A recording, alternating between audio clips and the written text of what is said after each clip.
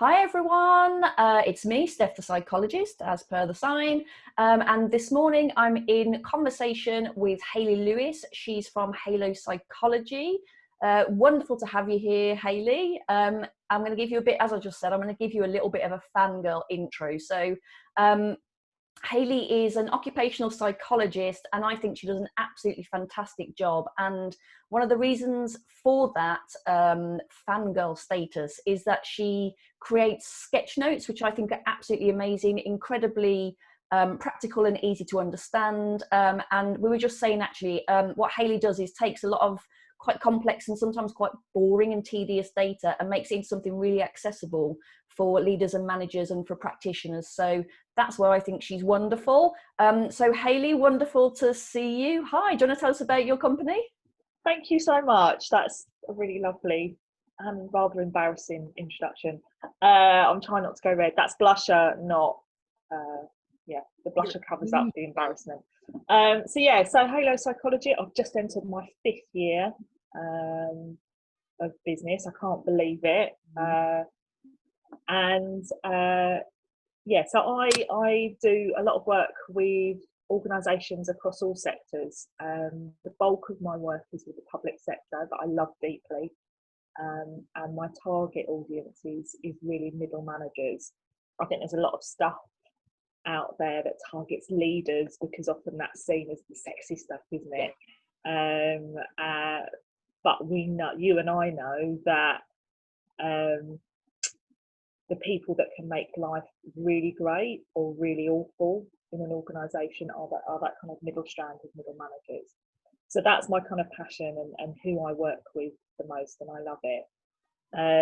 So I do everything from kind of one-to-one coaching through to running workshops, and I do a lot of team development work with senior and middle managers. And the theme for the last year pre-COVID was around conflict resolution. For some reason, I kept being pulled into helping teams resolve some quite gritty conflict issues. Okay. And I find that quite tough. But for some reason, it seemed to be the stuff that I got asked to do the most over the last year. That's so interesting. So what are some of the things that you're finding are important to managers at the moment, sort of during COVID? What are sort of topics, or are there any themes that are coming up that you've noticed? Yeah, so I've been doing a lot of, as you and I discussed previously, I've been doing a lot of emergency coaching. So where organisations, particularly local authorities and blue light services, have had the kind of foresight of investing some money in supporting frontline managers in particular. So whether that's a kind of cross social care or waste and recycling or whatever. So managers that are trying to keep their services going in these times. And it's been really interesting. So there's probably 3 main themes that I've seen. So the one that's been consistent from when lockdown in the UK started is around manager wellbeing. So I've been seeing lots of the managers that I've worked with and I'm continuing to work with just exhausted. Right. And so some of them are using the sessions with me as a bit of breathing space. And my job is to help them come up with some strategies and tactics to look after themselves so that they can look after those around them, not just their team members, but their family members as well. And then a theme that started emerging over the last 4 weeks has been about how to engage with staff, but also have difficult conversations through this kind of mechanism. So whether it's on the phone or FaceTime or Zoom or MS Teams, there's been a bit of fear from managers. They know they've got an important conversation to have around a performance issue, but they get worried about how to do that when the person actually isn't physically in front of them. So that's been coming up quite a bit. And then in the last couple of weeks, it's been more about planning ahead. So lots of the managers that I'm working with they know their services will need to look differently when we finally come out the other side of the pandemic. For many, they're going to have to reshape their services significantly, mainly because of reduced funding. But there's opportunities around that as well, around the lessons learned over the last couple of months and what that might mean in terms of reshaping services. So those are kind of the three main things that have been coming up. So some really important topics, really. So I suppose important topics as they would be anyway in the workplace, important topics in terms of being a great manager, and as you say, being a great middle manager. If we could talk through in a bit more detail about those three areas. So when you're talking about well-being, what are some of the things that you have found that have helped people? Are there any common themes that you're noticing? Yeah, so there's three main things that have, I was thinking about this morning, there are three main things that seem to have worked for most of the people. And everybody's different. Again, as you and I know, context is really important, and I believe in one size doesn't fit all, but there are three things that have been common to most of them. So the first is not making life difficult for yourself and putting pressure on yourself in terms of, okay, this is my working day and now I've got to have a big chunk of time for downtime, because we know that time and life hasn't worked like that at the moment. You might have to do a little bit of work, then you might have to teach your kids if you've got kids at home. So that one of the things that's worked is having little pockets of time for yourself throughout the day. So rather than make it this big thing like you work 5 days and then you have a weekend off, actually finding little moments to yourself throughout the day. So for example, one client, we talked about the things that actually help her recenter herself and make her feel a bit more in control. So she tried out before, what she was doing was just going straight into her emails as soon as she got out, in fact before she got out of bed. So for the 2 weeks between our coaching sessions, she didn't log on to email straight away. She created a new ritual, which included making a nice cup of coffee and going and standing outside in the sunshine when it was sunny. So that was like a little pocket of time for her. And then at a midpoint in the day, finding 10 minutes to do some stretching, and then late afternoon, maybe listening to a bit of a podcast, again in the garden, or listen to some music and going for a little walk. And so just kind of finding 5 to 10 minutes throughout the day has felt a bit more manageable for managers who are in back-to-backs. They're just dealing with crisis after crisis. The second thing that's worked for many is having set times for emails. So only checking your email maybe 3 times a day, once in the morning, once in the middle, and once at the end of the day. And I draw on my own experience. So when I was a senior manager in local government and I was working on a number of crises, if something's gone terribly wrong, you will get a phone call. People aren't going to let you know in an email. And actually, I've been able to challenge managers based on my own experience. And again, some managers have found that has really worked. I've got one head of service that has just gone on holiday. Well, he's gone on holiday. He's having a break and he's not working. And we talked about making life harder for yourself. So one of the ways you can break habits is by making life harder for yourself. So we talked about him deleting his email app. Wow. For the week that he was off. So he can obviously reinstall it, but that's a bit of a faff. So he's done that. He deleted his email app. He let his boss know that he wouldn't be checking his email, and he let his team know he wouldn't be checking his email. So just little things that have set him up to make it less likely that he'll check email when he's off. And then the third thing is prioritising sleep. Not having your phone in your room with you, or certainly not checking your phone. Having it over the other side of the room. and trying where possible to prioritise sleep, because we know that when people aren't sleeping properly, it seriously affects their decision making, particularly under pressure. So yeah, those are the three kind of tactics that seem to have worked for most of the people that I've been working with.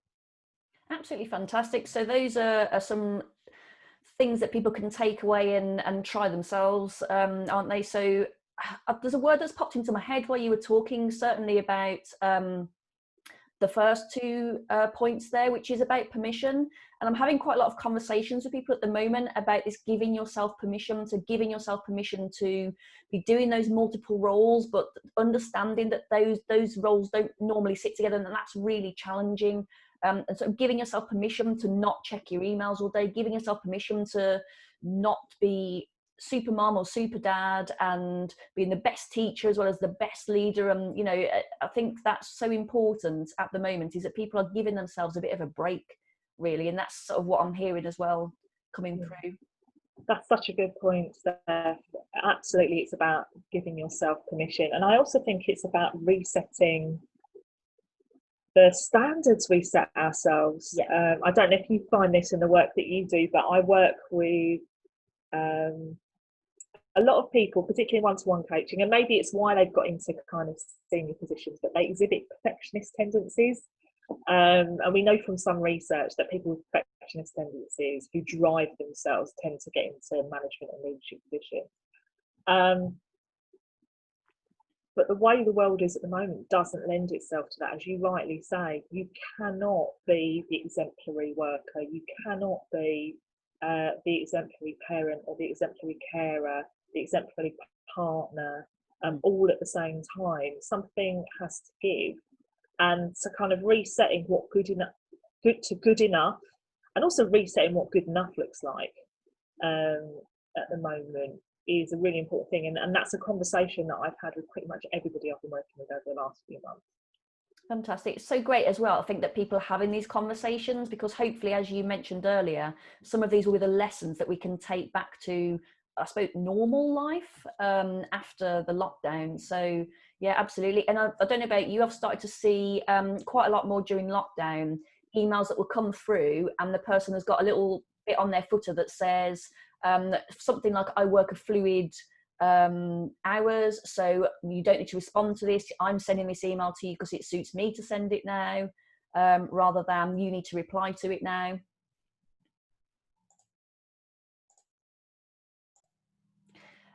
So yeah, people putting those different footers on their emails to think about how they can set those expectations so that people know that they're not expected to be available all the time, which, I mean, certainly someone who runs their own business, I'm sure you're the same. I do feel like I'm available all the time, but for a lot of people, that's not been their norm. And you're absolutely right in terms of creating those boundaries and creating those new, carving out that time and giving yourself permission to say, this is when I will not be answering my emails, or this is when I will not be at work because I'm teaching the kids.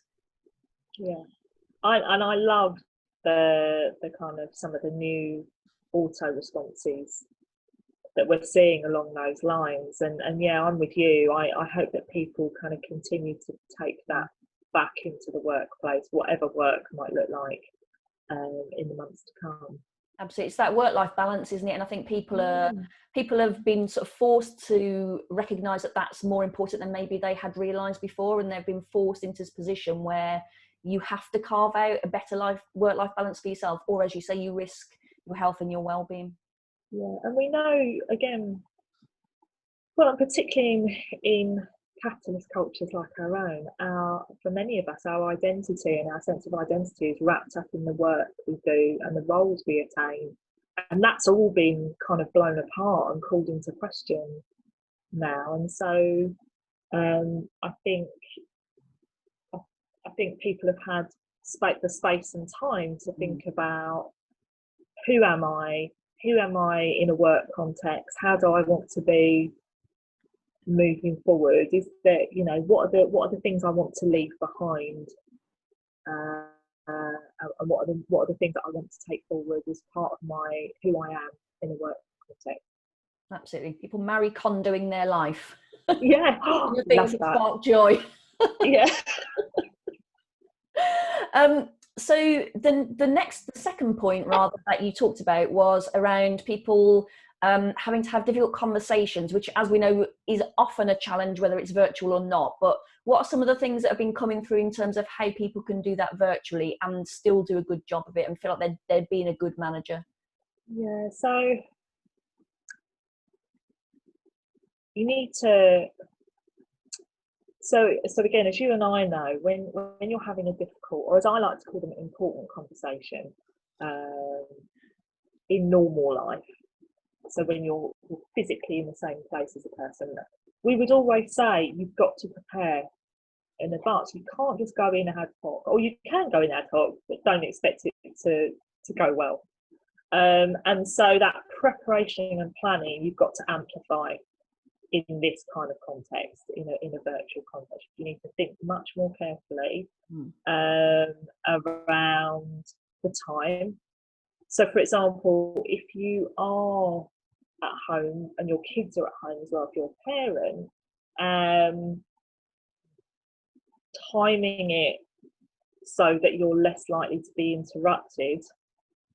Because the last thing you want, if you're having a tough conversation with a member of staff, and then somebody comes hurtling into the room, screaming or shouting or whatever, and likewise making sure the person at the other end, it's at a time that suits them in their context, and ideally in a private space.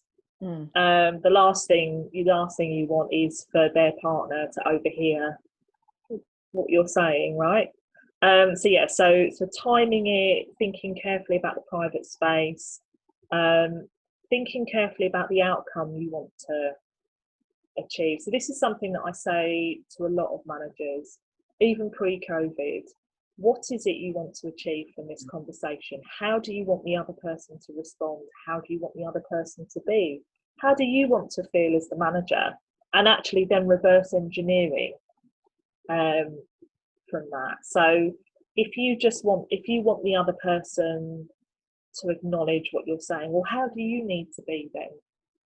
How do you need to manage to say, if you want the other person to acknowledge, well, so a manager might turn around and say, well, I probably need to not talk as much and give them time to talk. Right, okay, so you need to be a bit more quiet.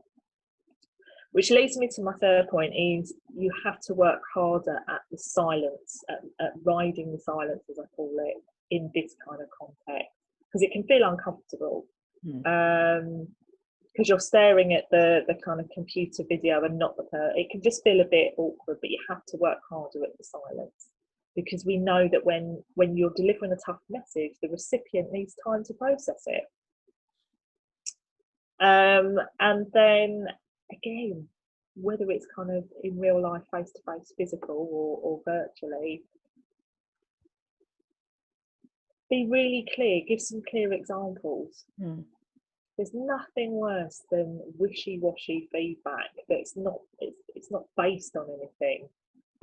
Give one or two specific examples, but don't rattle off a kind of a series of indiscretions, because you're only going to wind the other person up. And think how you feel as well. So kind of just stick to one or two very specific examples that back up kind of what it is you're trying to say. Fantastic, thank you for that. Oh, so yeah, simple as that. So I think, as well as you say, that being prepared, but also that starting with the end in mind. And as we know, that works for a lot of things. And I think you're absolutely right. When you're having a tough or important conversation, it's so important to have done that preparation and to have sat down and worked through it and had a think about it. If you as a manager are feeling nervous about it, maybe you could practice it with a friend or a partner, someone, so that you can have a little role play. Obviously you won't get the exact reactions, but just again, I think sometimes hearing yourself say it out loud, knowing that you can say it and things like that are quite helpful for getting you ready to have that conversation. Yeah. And the question, I mean, I had a really good coaching call with a client from a local authority back in April, and they were having a really tough time with a peer. So it actually wasn't a member of staff; it was another middle manager who they were reliant on. They and their team were reliant on, working well with the peer of their team, and it was starting to get in the way of some of the things they were trying to do around COVID. And she'd been avoiding the conversation. So again, we kind of worked through some of the steps, and there was still this reticence. And so the question I asked is, what will happen if you don't have this conversation? Yeah. And you could just see, it's almost like the bing. Yeah, the pennies drop. You could just see it just fell into place for her. There was more danger to her and her team, and subsequently the residents they're trying to deliver services for, if she didn't have this conversation than if she did. And that was the thing that kind of then spurred her on. And I loved it. She did it that day. She prepared. Amazing. And messaged me that evening.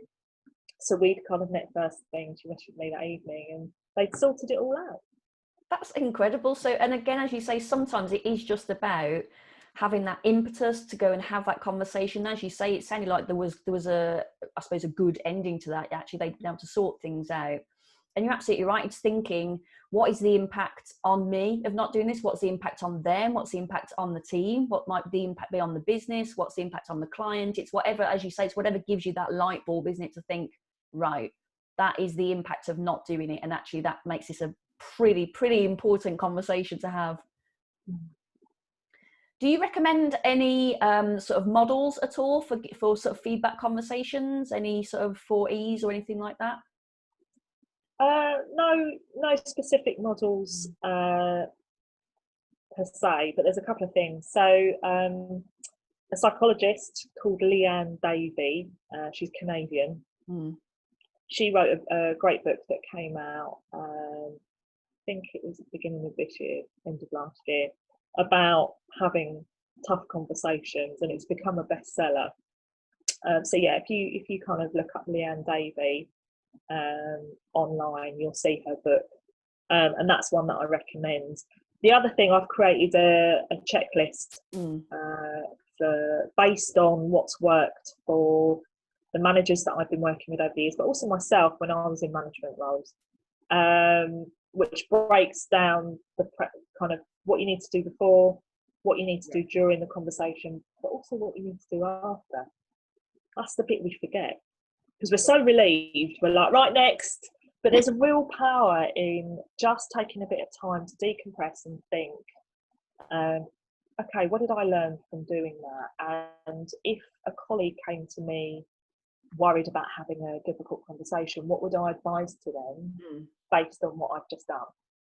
And there's as I say, there's a real power in that reflection and embedding your knowledge and skills. So yeah, so the checklist is on my website if people kind of want to access it. Wonderful. And it's free. Fantastic. We love that even more. So I'll put some links as well to the website and to Leanne's book, because they sound like really useful resources. Thank you for that. Okay, and just thinking about that third topic area or theme that you're seeing coming up. So this is about people planning ahead. So managers planning ahead for coming out of lockdown. What are the sorts of things what sorts of conversations you're having? What are the sorts of things people are talking to you about? Yeah. So this has become a biggie, as I say, particularly over the last couple of weeks. I can the coaching conversations that I've been having with clients have pivoted very much to kind of looking ahead. So the first thing I advise, and I know it's easier said than done at the moment, but try and make a bit of time for thinking. Even if it's 10 minutes each day, you carve out 10 minutes each day, you have a blank sheet of paper, you have a bit of a mind map or post-it notes, and you just jot down some of the things that you've been thinking about, that you've learned over the last few months, and what that might mean for your service or your team moving forward. So yeah, so making time for thinking. The other thing is not feeling like you have to have all the answers just because you're the boss. And also that answer needs to be fully formed, perfectly constructed, and presented on a silver platter to whoever the decision makers are. So the big thing I've been talking encouraging managers to do is ask your team. You know, Yep. I know from a change perspective. Yeah, exactly. I know from a change perspective. And again, so much research shows this, and my own experience shows this. Go to where the information is. Go to where the experience is. So one person I worked with, they work in social care, in local government, and we came up with 3 kind of killer questions, really, to ask. And they actually ended up just sending it out as a little bit of a survey, a simple survey. And in a subsequent coaching session, they said to me that was the most engagement they'd ever had from managers that reported into them, but also staff as well, than they've ever had. And this particular person was able then to start to see some very clear themes around what they might keep with their service delivery, new things that they could bring in, what actually they could get rid of in terms of working practices and service delivery. So it's the start of a conversation, but it's given this person a bit of a roadmap, if you like, for where to go next in terms of what the transformation of their service might look like post-COVID. So yes, ask your team. And then the third is kind of, don't just ask your team, engage and learn from others. So I wrote a blog post on Monday about this, and I came across this really interesting article from, I think it was Wharton Business School at the University of Pennsylvania, and they had almost like a checklist of the different roles and groups of people and different experience you should tap into when you're thinking about change. So everything from the obvious, the strategic decision makers, through to people who've been the longest serving, you know, where the knowledge is, through to partner organisations. So actually having a really fully formed set of ideas, and you're confident that you've been looking up and looking out, which is something that I encourage management and leadership teams to do all the time. Don't just look in, don't just engage inside your organisation, look up and look out, because it will give you much richer set of information to make your decisions on. Absolutely. I mean, I couldn't agree more. That's such a useful point, and one that is so often underutilized by organizations, isn't it? And even to your second point there about asking people, and we know as well from research that a lot of innovation will often come from within organizations, but not from the managerial level. So it's again about getting all of that information from everyone and asking everyone, isn't it? Because often people will have these great ideas and these great insights about how things can work better or differently. And it's just about asking. Often people just aren't asked.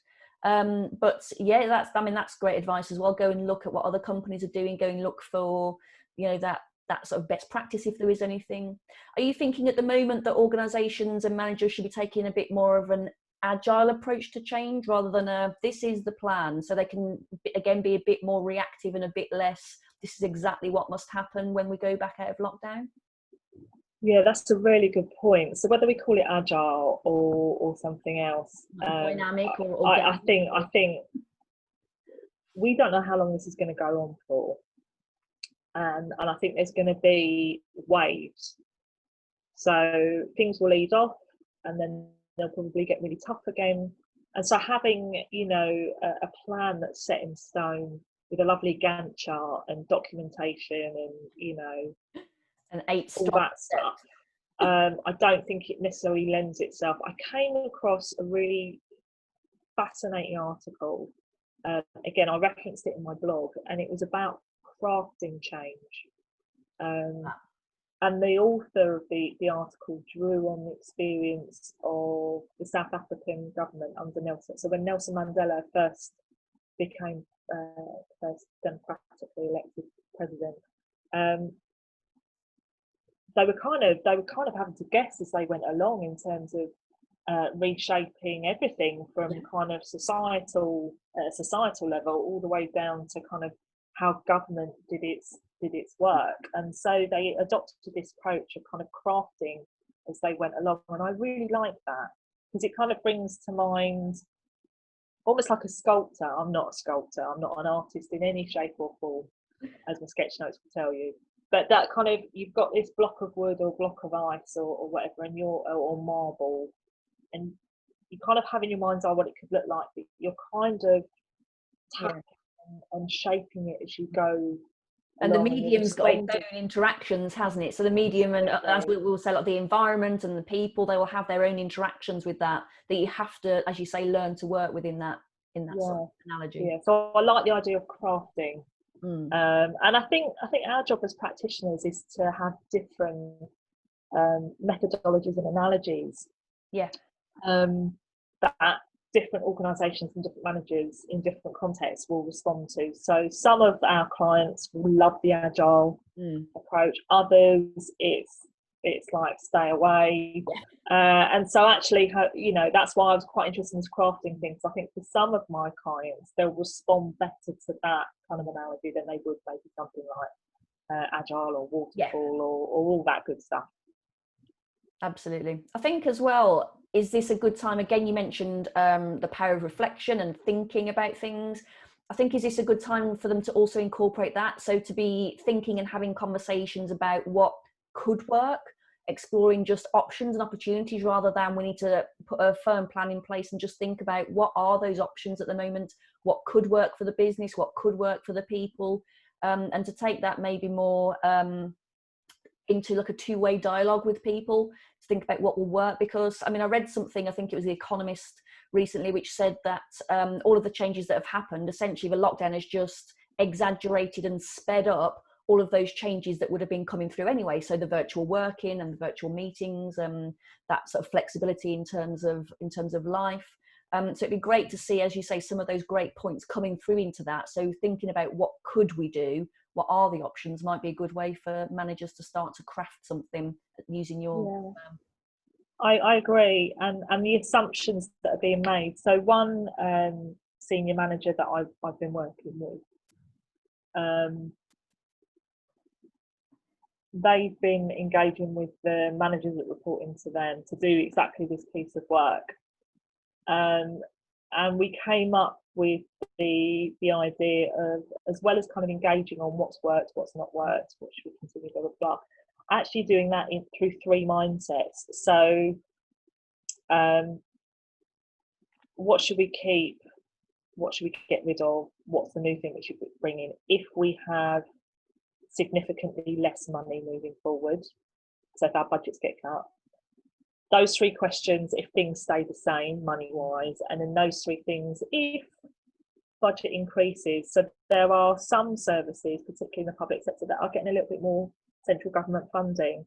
And so actually putting different lenses on those questions then gives you some options and enables you to kind of respond in a bit of a more agile way according to what's going on in the wider world. Absolutely. And I think those are three powerful questions for all sorts of contexts. Obviously, you've used the budget context there, but certainly I remember using a similar set of questions when I very first took my first managerial position with my team to do some team building and again, crafting of the way we wanted the team to be. So I think they're three really powerful questions to ask in all sorts of contexts. So great tip. Thank you very much. Right then, Hayley, it's been such a pleasure to speak to you. Thank you so much. Any last thoughts, anything that I've not asked that you want to throw in? Not that I can think of. I'm just really honoured that you kind of asked me to kind of have a chat with you, really. It's always nice chatting to you. So just thank you for asking me. I really enjoyed it. It's been my absolute pleasure. Thank you so much. So I'm going to encourage all of our viewers to go and check out Hayley on LinkedIn, where she is extremely prevalent, loads of sketch notes, loads of fantastic content, and check out her website. We'll put those links to the book and to Hayley's website in the comments. And if you've enjoyed this video, please give us a like, give us a comment, tell us what you thought, tell us about your own experiences with these topics. And subscribe to make sure you pick up all the latest content. Thank you so much, Hayley. And I've been Steph, the psychologist from Synergy Consulting. Thank you. Thank you.